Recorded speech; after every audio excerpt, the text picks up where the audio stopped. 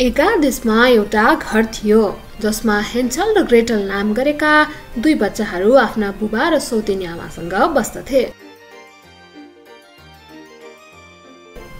बुबाले आफ्ना बच्चाहरूलाई माया गरे पनि सौतेनी आमाले भने हेन्सल र ग्रेटललाई मन पराउँदिनथिन्। उनी सधैँ रिसाइरहन्थिन्। उनले एक रात आफ्ना श्रीमानसँग भन्छिन्, हामीसँग आफैलाई खान पुग्ने पैसा छैन, अब यी बच्चाहरूलाई जंगलमा छोडिदिनुपर्छ।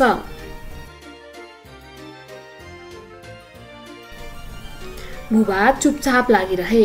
उनलाई बच्चाहरूको माया त थियो, तर पत्नीको डरले केही बोल्न सकेनन्। यता हेन्सलले बुबा र सौतेनी आमाको कुरा सुनिरहेको थियो। ऊ चुपचाप उठेर बाहिर निस्कियो। आकाशमा झलमल्ल जुन लागिरहेको थियो।